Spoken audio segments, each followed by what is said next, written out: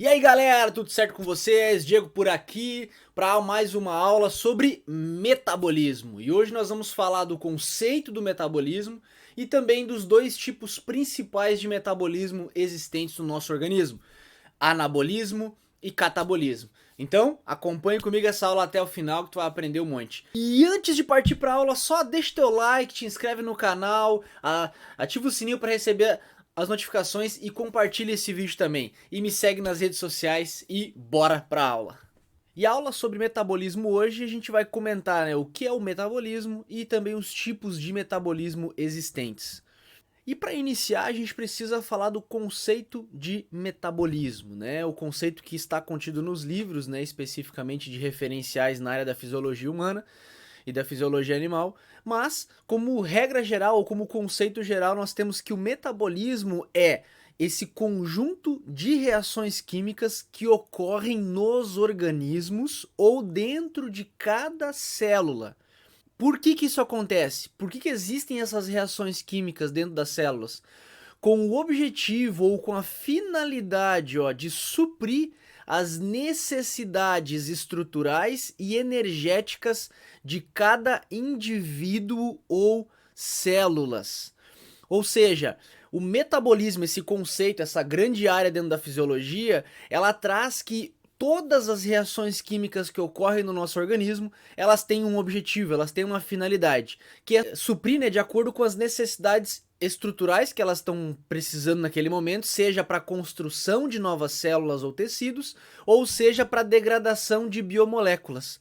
Certo? Então, ou uma ou outra, dependendo do momento metabólico, do momento energético daquela célula ou organismo. Então, dito o conceito de metabolismo, a gente vai agora para os tipos de metabolismo. Existem dois grandes grupos, que é o grupo do anabolismo, ou conjunto de reações chamadas de reações anabólicas, e o conjunto de reações chamadas de catabólicas, ou o tipo de metabolismo chamado de catabolismo. O que é o anabolismo especificamente? É a transformação de moléculas simples em moléculas complexas. O que isso quer dizer, Diego? É que quando você tem uma molécula, por exemplo, de glicose, que é um carboidrato simples, tá? Um monossacarídeo, e você pega várias glicoses, vários monossacarídeos e junta eles, né? Junta eles e forma uma molécula complexa, uma molécula maior.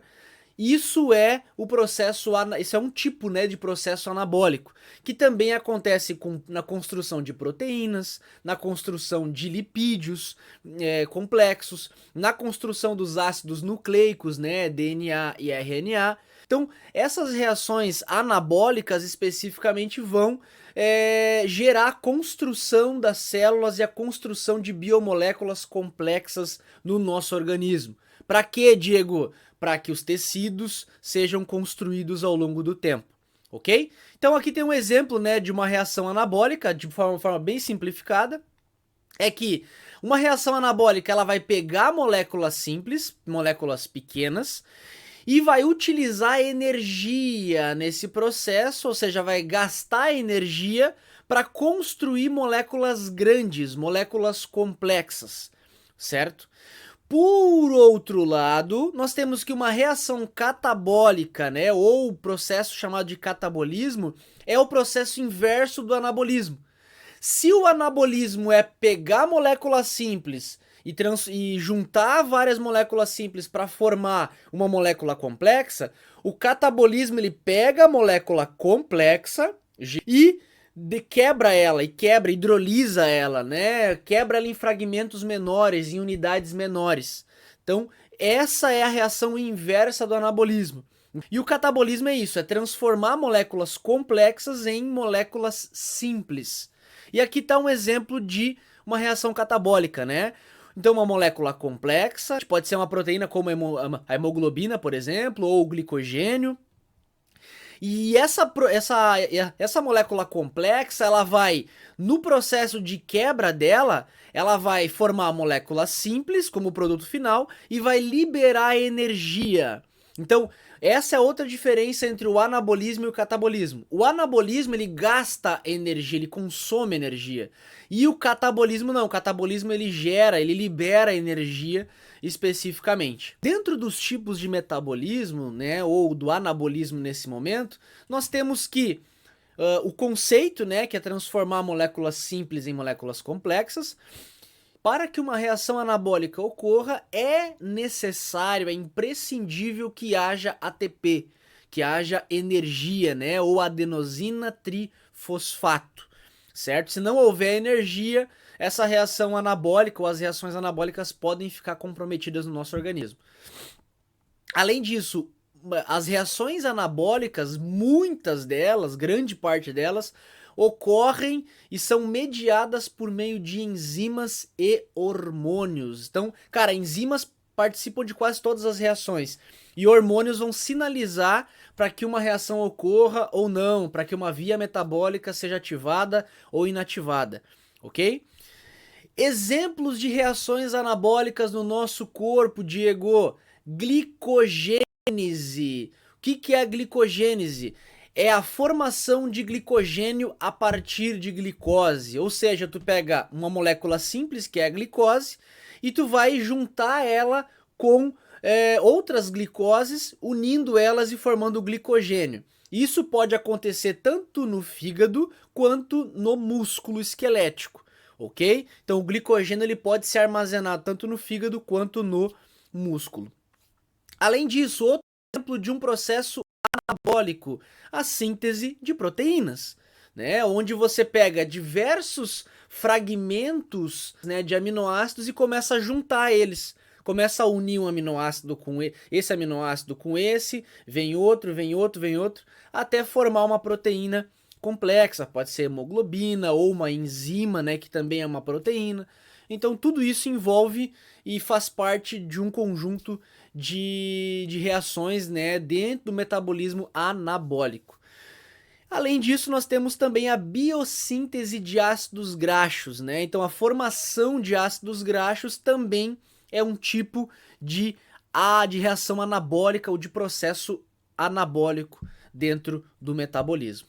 E nós acabamos de ver que o catabolismo é: você pega uma molécula complexa e transforma ela em uma molécula simples ou molécula simples, né? Você quebra ela em várias partes menores.